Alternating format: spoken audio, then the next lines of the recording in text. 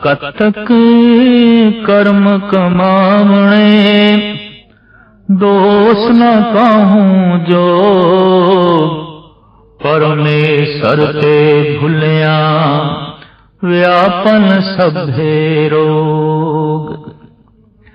वे मुख होए राम ते लगन जन्म विजोग। खिन में कौड़े होए गए जितड़े माया भोग। विच न कोई कर सके किस्थे रोवे रोज। कीता किछु न होवई लिखया धुर संजोग। वड भागी मेरा प्रभु मिले तां उतरे सब वियोग। नानक को प्रभु राख ले मेरे साहिब बंदी मोच। कतक होवे साध संग बिन से सबे सोच। कतक दे महीने का उपदेश धन गुरु अर्जन देव जी महाराज इस प्रकार करते हैं कि कोई भी दुख, कोई भी तकलीफ, कोई भी विपता, कोई भी पीड़ा उसदे लई दूसरे नूं भुल के भी दोषी न ठहराई। वो तेरे कर्मां दा ही दोष है। कतक कर्म कमावणे दोष न काहूं जोग। साडे देश दे प्रसिद्ध संत ते अवतारी पुरुष महात्मा बुद्ध ने ते कर्म नूं भगवान कह दिता है। कर्म ही भगवान है। कर्म ने ही निर्वाण पद दिलाना है। कर्म ने ही सुख देना है। कर्म ने ही दुख देना है। कर्म ने ही मिलाना है। कर्म ने भी छोड़ना है। कर्म ने ही आनंदित करना है। कर्म ने ही पीड़ित करना है। कर्म ही पछाड़ेगा और कर्म ही तरक्की देवेगा। जब सब कुछ कर्मां ते ही निर्भर है तो उन्हां दी रचना तो ये मुबारक बोल निकले कर्म ही भगवान है। इस वास्ते उन्होंने कर्मां ते बहुत बड़ा जोर दिता। साहिब श्री गुरु नानक देव जी महाराज फरमान करते ने, जित कीता पाइए आपना साघाल बुरी क्यों घालिए। जब अपना ही कीता आप पाउना है तो फिर अपने कर्मां प्रति सुचेत होना बड़ा लाजमी है, बहुत जरूरी है। देखने दे चाहे मनुख बहुत थाइयां ते बहुत वार सुचेत रहिंदा है, लेकिन कर्म प्रति सुचेत नहीं रहिंदा। कर्म तीन तरह दे ने, शरीरक, वाचक और मानसिक। कुछ शरीर नाल ऐसा करना है कि दूजे दे शरीर नूं चोट पहुंचे, ते कुछ मुंह नाल ऐसा बोलना है दूसरे दा अहित होवे, ते कुछ ऐसा सोचना है जो दूजे लई बुरा होवे। बस उस कर्म नूं ही अशुभ कर्म कहते हैं। गुरु गोबिंद सिंह जी महाराज दी ते अरदास प्रार्थना जो हर गुरसिख दी जबान ते रहिंदी है और किसी हद तक वो अंतरराष्ट्रीय पद्धर दी प्रार्थना बन गई है। देहे शिवा वर मोहे है शुभ कर्मन ते कबहू न डर। बस इको ही वर दे ऐ परिपूर्ण परमात्मा कि मैं शुभ कर्मा तो भूल के भी कभी संकोच ना करा। मेरे अंदर उत्साह बनया रहे, उमंग बनी रहे शुभ कर्म करने दी। शुभ कर्म वही है जो दूसरे लिए भी शुभ होवे और तेरे लिए भी शुभ होवे। जिहड़ा तेरा कीता होया कर्म किसी लिए अशुभ हो गया, किसी लिए दुखदाई हो गया है और तेरे लिए लाभदायक होवे, वो अशुभ भी है। खुद दा लाभ दूसरे नूं चोट ये शुभ कर्म नहीं है। अक्सर मनुख ऐसा कह देता है, ऐ मैनू कुछ प्राप्त होया है, बड़ा शुभ होया है, बड़ा चंगा होया है, पर दूजे नूं चोट खुद दा लाभ दूसरे नूं चोट ये शुभ कर्म नहीं है। अक्सर मनुख ऐसा कह देता है, ऐ मैनू कुछ प्राप्त होया है, बड़ा शुभ होया है, बड़ा चंगा होया है, पर दूजे नूं चोट पहुंचा के अगर प्राप्त होया है तो ये अशुभ है। गुरु गोबिंद सिंह जी महाराज दी ये प्रार्थना जो सिख जगत विच प्रचलित है, ये सब तो वड्डी प्रार्थना देहे शिवा वर मोहे है शुभ कर्मन ते कब हो न डर। शुभ कर्मा तो जो टल गया, एक पासे हो गया, नहीं कीते, समझ लो जिंदगी दे सार तो टल गया, सुखा तो दूर हो गया, आनंद तो दूर हो गया, भगवान तो ही दूर हो गया, क्योंकि कर्म करके ही सारी खेड बननी सी। 12 माह दे आरंभ काल दे च भी गुरु अर्जन देव जी महाराज ने साफ कह दिता कि किरत कर्म के विछड़े कर कृपा मेलो राम। गुरु नानक देव जी महाराज दा फरमान, इते आप बीज आपे ही खाए, इते कर्मी आपो अपनी केले केले। मनुखी दुनिया विच सारी खेड कर्मां दी है।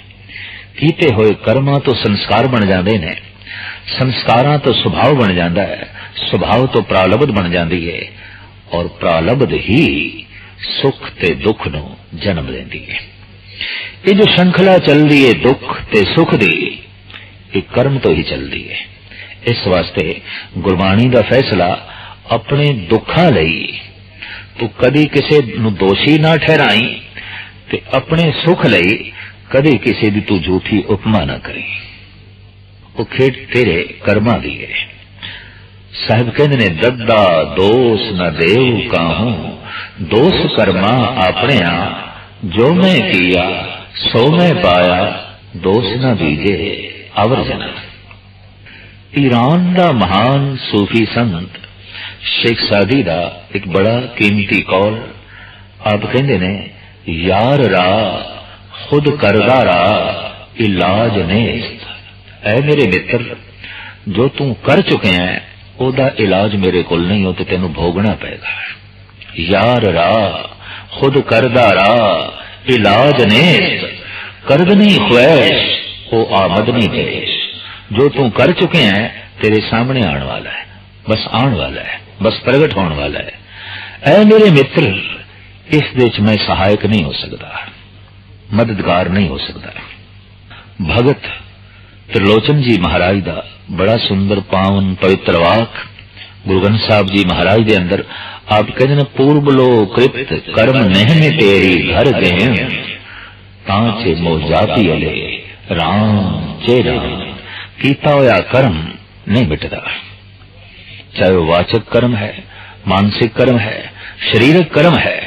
इस वास्ते मैं कर्मां दे चों सिरमौर कर्म करदा, राम दा नाम जपदा। जब कर्म अमिट है ते कर्म भोगना ही पैना है, तो अपनी घरवाली नूं इंज उपदेश करदे ने, नारायण निंदस काय भूली गवारी, दुखरत सुखरत थारो कर्म दी। दुख ते सुख तेरे दुखरत ते सुखरत कर्मां दा फल है। भगत कबीर जी महाराज दा फरमान, क्यों अपने मन नूं ललचाना है, दुखित करदा है। ऐ रखवाद न कीजे रे मन, सुकृत कर कर लीजे रे। शुभ कर्म करके तू सब कुछ प्राप्त कर सकता है। प्रभु ने शुभ कर्मा दे बीज तेनू दे दिते ने, तेरी मर्जी है तू इस तन दी धरती विच बोवे या ना बोवे। पर यह भी तेरी मर्जी है कि शुभ कर्मा तो विपरीत अशुभ कर्म भी तू बो सकता है, पर उन्हां तो निकलेगा दुख। एक श्रृंखला है, एक मर्यादा है। दुख एवं नहीं है, सुख अकारण नहीं है, लाजमी कारण है। जे धरती विच घास भी पैदा हो गई है तो घास दा बीज भी मौजूद सी। असी कह देने इतनी बरखा हुई है अपने आप जम पई है, नहीं, घास के बीज भी मौजूद सन। इसी तरीके नाल जीवन दे संताप पैदा हो गया, सोग पैदा हो गया, दुख पैदा हो गया, या फलदार बूटे पैदा होए ने, सायादार बूटे पैदा होए ने, मिठे रस लगे ने, तो खेड ते सारी कर्मां दी है। और ईश्वरी विधान, ईश्वरी नियम, उस दे विच कोई अदला बदली भी नहीं होगी। ये खेड कर्मां दी है। इस वास्ते सूफी फकीर ने ते साफ कह देता है, अपने कर्म मेटण वास्ते तो मैनू बिल्कुल ना आखी, ये परमात्मा दा खुदा दा अमिट विधान है।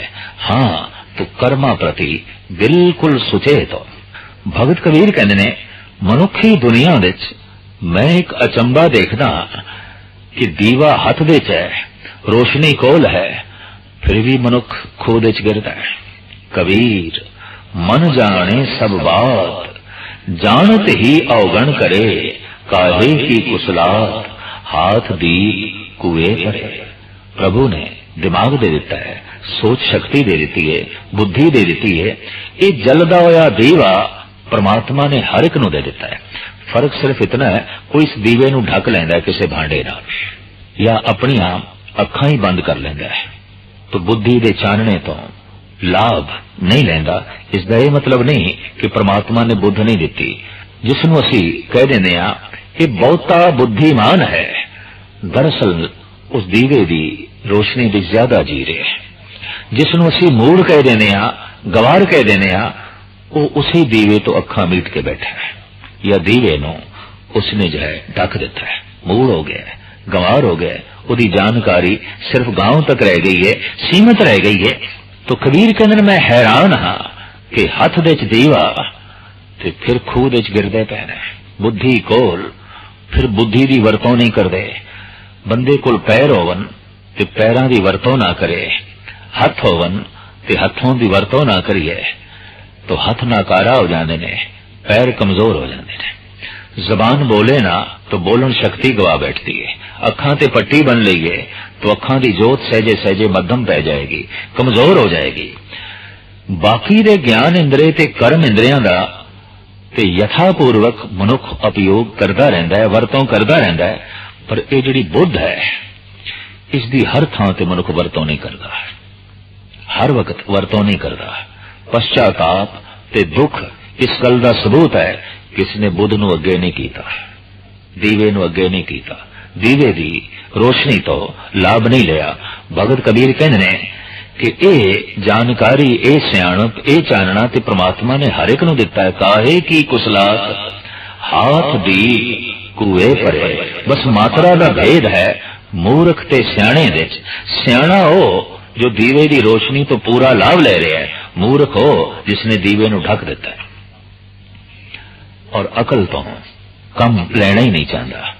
मेरे देखे संसार विच ऐसे अंधियां दी तादाद बहुत घट है जिन्हां दियां अखां दे चानना नहीं, नूर नहीं। पर ऐसे अंधियां दी तादाद बहुत ज्यादा है जो अखां बंद करके चलदे, अखां तो कम लेंदे। ऐसे पागलों की तादाद जगत विच बहुत घट है जिन्हां दी बुद्धि कम करदी नहीं। पर ऐसे पागलों की तादाद बहुत ज्यादा है, सारा संसार भरिया पिया है, अकल तो कम लेंदे ही नहीं, बुद्ध तो कम लेंदे ही नहीं। कि जद बुद्धि तो कम ना लिया, जलदा होया दीवा खोल होया ते फिर खूह दे च गिरे, तो फिर दोष तेरे कर्मां दा, इहदे च प्रभु दा की दोष। इस वास्ते कत्तक दे महीने दा उपदेश करदे होया धन गुरु अर्जन देव जी महाराज फरमान करदे ने, कत्तक कर्म कमावणे दोष न काहूं जोग, किसे ते भी दोष ना आयद करें, दोष तेरे कर्मां दा। परमेसर ते भुलिया व्यापन सभे रो। कर्मां दे चों सब तो शुभ कर्म है प्रभु दा चिंतन, और सब तो अशुभ कर्म है उन्हों भुला देना, उन्हों बिल्कुल अचेत अवस्था दे जीवना, प्रभु तो बिना जीवना। भाई साहब भाई नंदलाल जी दे बोल, गम चे बाशद गम की है, गफलत अज यादे खुदा। परमात्मा दी याद तो गफलत करने, बस यही गम है। चीज तो शादी खुशी की है, याद आंबा मुंतहा। वो ला इंतहा जो परमात्मा है, उसकी याद ही खुशी है, उसकी याद ही आनंद है, उसकी याद ही खेड़ा है। जितना सियाणा बंदा होगा वो करीबन करीबन यही आखेगा, सुख ते उसकी याद दे है, आनंद ते उसकी याद दे है। ते जितना अचेत बंदा है, बुद्धि दे दीवे नो एक पासे करके जी रहा है, वो कभी भूल के भी याद नहीं करेगा। तो सारे दुख संताप उसनों भूल के ही पैदा हो जाते ने। इस वास्ते साहब कहते ने, परमेसर ते भुलिया व्यापन सभे रोग। शरीरक रोग, मानसिक रोग, फिर परिवारिक रोग, आर्थिक समस्यावां, जीवन विच पता नहीं कितने रोग पैदा हो जाएंगे। भगत समस्यावां तो उच्चा उठ जाता है, संसारी समस्यावां दे विच जीवदा है। प्रभु दा चिंतन ਉਹਦੀਆਂ ਸਾਰੀਆਂ ਸਮੱਸਿਆਵਾਂ ਦਾ ਹੱਲ ਕਰ ਦਿੰਦਾ ਹੈ, ਉਹਦੇ ਕੋਲ ਸਮਾਧਾਨ ਹੁੰਦਾ ਹੈ, ਸਮੱਸਿਆ ਨਹੀਂ। ਇਸ ਵਾਸਤੇ ਆਖਿਆ ਜਾਂਦਾ ਹੈ ਜਿਨ੍ਹਾਂ ਕੋਲ ਸਮਾਧਾਨ ਹੈ ਉਹੀ ਸਮਾਧੀ ਲੀਨ ਹੈ। ਸਮਾਧੀ ਕਿਸ ਕੋਲ ਹੈ? ਜਿਹਦੇ ਕੋਲ ਸਮਾਧਾਨ ਹੈ। ਤੇ ਜਿਹਦੇ ਕੋਲ ਸਮਾਧਾਨ ਨਹੀਂ ਉਹ ਤੇ ਬੇਚੈਨ ਹੈ, ਉਹ ਤੇ ਦੁਖਤ ਹੈ। तो परमेश्वर ते भुलिया व्यापन सभे रोग, वेमुख होए राम ते लगन जन्म बिजो। जो परमात्मा तो बेमुख होंदे ने, ईश्वर तो बेमुख होंदे ने, अनंत जन्मां दा विछोड़ा उन्हां नूं पै जांदा है। जम जम मरे, मरे फिर जमे, बहुत सजाए पया देस लम्हे। जमदे रहिंदे ने, मरदे रहिंदे ने, जमदे रहिंदे ने, जी के दुख भोगदे रहिंदे ने, और दुख भोगदियां फिर मर जाते ने, फिर जन्मते ने। इस तरह बहुत लंबे विछोड़े पै जाते ने उन्हां नूं जो बिल्कुल ईश्वर तो बेमुख होके अपना जीवन बतीत करते हैं। खिन में कौड़े होए गए जितड़े माया भोग। परमात्मा नूं भुला के जितने मायकी भोग ने जिन्हां विच इह सुख प्राप्त कर रहा सी, रस प्राप्त कर रहा सी, अचानक ही कौड़े प्रतीत होने लग पैंदे ने। क्योंकि रसां दे च लीन होया मनुख आखिर शरीरक तल ते रोगी हो जाएगा, मानसिक तल ते बेचैन हो जाएगा। ते जे मानसिक तल ते बेचैन है ते शरीरक तल ते रोगी है, उहदे वास्ते दुनियावी रस की मैंने रखदे ने? कुछ भी नहीं। मन विच बेजारी है, चिंता है, सोग है, उहदे वास्ते मनोरंजन की मैंने रखदा है? उहदे वास्ते संसारिक सुख की मैंने रखदे ने? और तन विच रोग है तो उहदे वास्ते पदार्थां दा रस की मैंने रखदा है? इस वास्ते साहिब कहने रसां विच जो बहुत लीन है, परमात्मा नूं भुला के गुरु अर्जन देव जी महाराज दा फैसला भोगं तरोगं। जो भोगी है रोगी होवेगा। भोग ते रोग दोवें इकट्ठे ही रहिंदे ने। अनंत रोगां दा होना इस गल दा सबूत है कि बहुत भोगी है, इस वास्ते बहुत रोगी है। संस्कृति श्लोक है गुरु अर्जन देव जी महाराज दा, भोगं तरोगं। अगर किधरे मनुख नूं समझ पै जाए मैं जितना भोगी हाँ पदार्थां दा और तरह तरह दे होर रसां दा, इह सारे ही रोग पैदा करनगे। क्योंकि प्रभु दा चिंतन भोगां नूं सीमित कर देंदा है, रोगां नूं मिटा देंदा है। ते ज्यों परमात्मा नूं भुलाईए तो भोग ही भोग रह जाते हैं और भोग असीम हो जाते हैं, जिस कारण करके शरीर रोगी हो जाता है। भोग शरीर की लोड़ ना रह के शरीर का रस बन जाते हैं, और जैसे भोग रस बन गए भोग ते रोग बन गया। भोगं तरोगं। तो साहब कहते हैं खिन में कौड़े होए गए जितड़े माया भोग। जितने भी मायकी रसां दे भोग सन सारे कोड़े हो गए, सारियां ने रोग पैदा कर दिता। विच ना कोई कर सके किसते रोवे रो। हुण कौन भी चोला बने इन्हां दुखां नूं मिटाण वास्ते? भाव कोई भी चोला नहीं, कोई मददगार नहीं। ये रोगां दा दुख मैनू ही सहारना पेगा। ये सोगी मन लेके थां थां ते मैं ही बेचैन होवांगा। कौन मेरे सोग नूं वंडे, कौन मेरे रोग नूं वंडे? कहंदे ने संसार विच खुशियां नूं वंडण वास्ते ते बहुत आ जांदे ने, रोग कौन वंडे?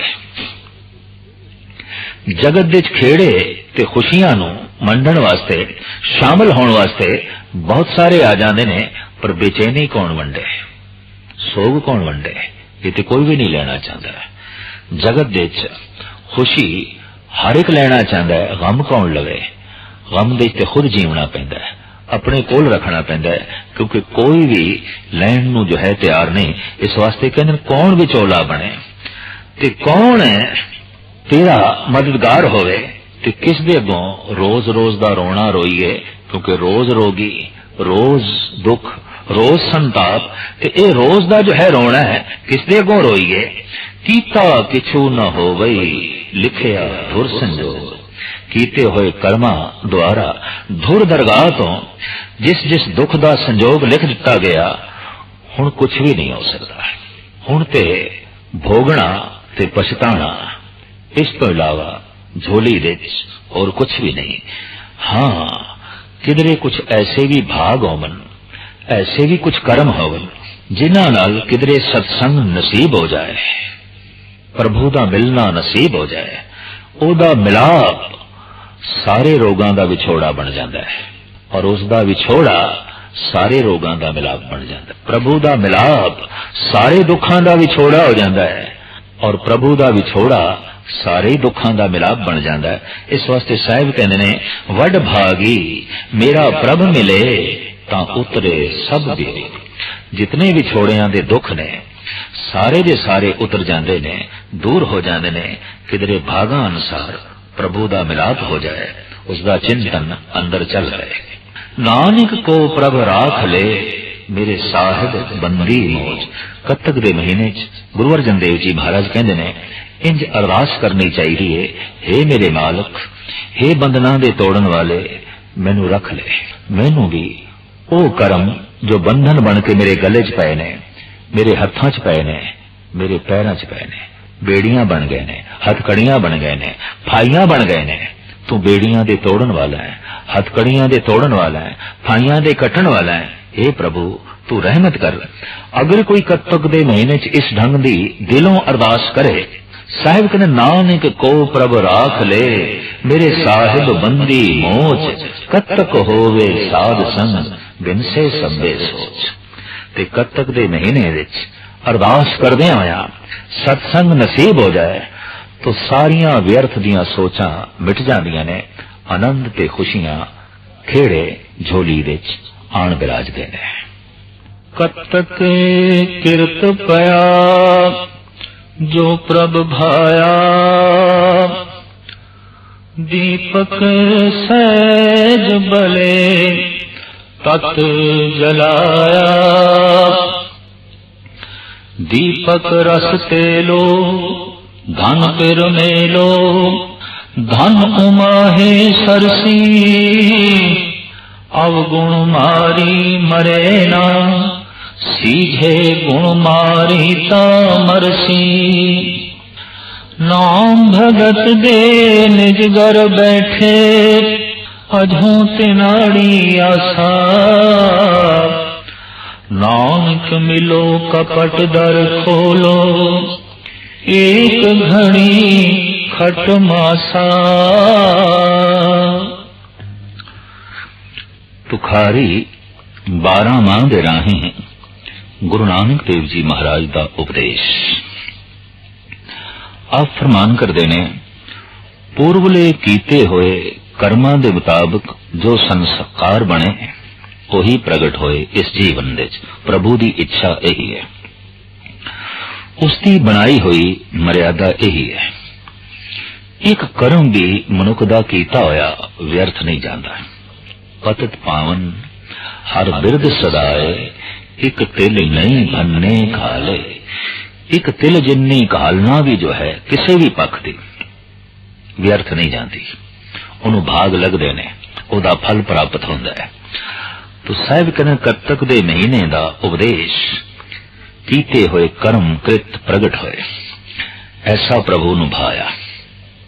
दीपक सहज बले तत जलाया।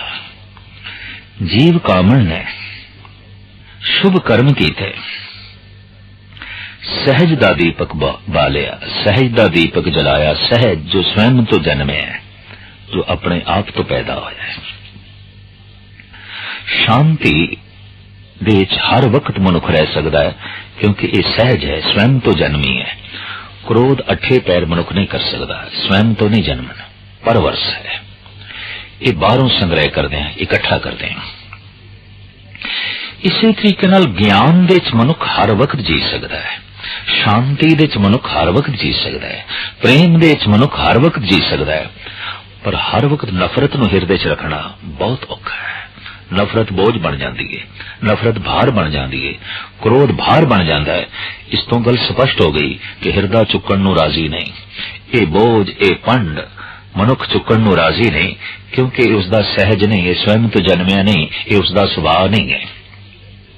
पशु अपने सुभाव दे जी रहे ने, बस जब मनुख भी अपने सुभाव दे जीवन लग पे, उन्होंने कहते हैं ये सहज जी रहा है, कि उन्होंने सभ्य भाषा च कहते हैं ये अंदर मानवता है, ये अंदर इंसानियत है। शेख सादी साहब कहते ने इंसान रा इंसानियत लाजमस्त। लाजमी है इंसान दे अंदर इंसानियत दा होना, ऊद रागर बो न बाशद हैजम असर।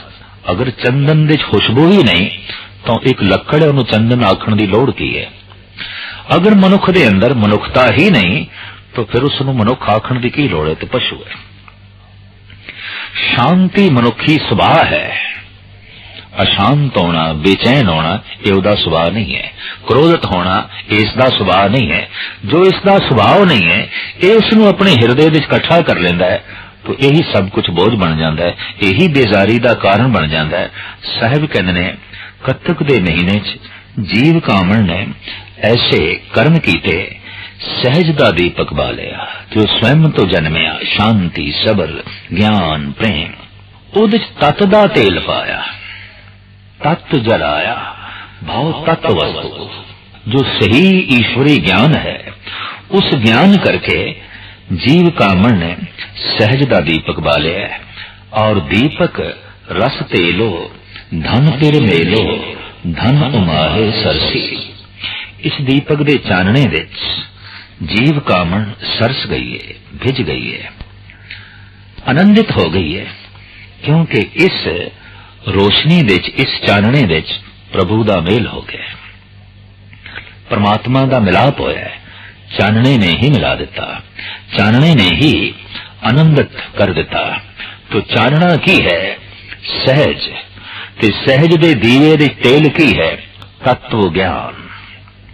जद भी कोई तत्व ज्ञान दा तेल पाउंदा है उसके अंदर सहज दा दीपक जल पैंदा है, उसनू फौरन पता चल जाता है कि मेरा स्वभाव क्रोधी होना नहीं है। क्रोध दे जीवना, लोभ दे जीवना, वासना दे जीवना, अहंकार दे जीवना मेरी जिंदगी का लक्ष्य नहीं है। ये सब कुछ मैं बोझ चुक रहा, ये भार है। साहिब कहते ने इस तरह का जब कोई चानना पैदा कर लेंदा है प्रभु का मिलाप हो जाता है। दूसरे पासे औगण मारी मरे ना सीजे, जिहड़ी जीव कामण औगणा दी मारी हुई है उथे रस नहीं है, उथे कोमलता नहीं है, क्योंकि औगणा ने ओदे उस अंधकार नू मार दिता है। औगण अंधकार है, गुण एक रोशनी है। तो एक थां ते या चानना रह सकता है या अंधकार रह सकता है। तो जिथे औगुण ने उथे हनेरा है, जिथे हनेरा है उथे सीजना नहीं है। गुण मारी तां मरसी। जे ए जीव कामन किधरे गुणा दी मारी हुई होवे तां तृष्णा मरदी है, अंधकार मरदा है, ते फिर चानन पैदा होंदा है। उस चानने विच फिर अरदास प्रार्थना जो है जन्म लेंदी है। नाम भगत दे निज घर बैठे अधों ते नाड़ी आसा। हे प्रभु रहमत कर, अपने घर विच बैठना नसीब करा, नाम दे भक्ति दे। और ये बेबलता ये मंग इतनी प्रबल उठती है, नानक मिलो कपट दर खोलो एक घड़ी खट मासा। हे प्रभु तू अपने दरवाजे खोल, अपने कपाट खोल। हुण ते एक घड़ी दा विछोड़ा भी कई महीने वर्गा हो गया है। कत्तक दे महीने का यही संदेश उपदेश।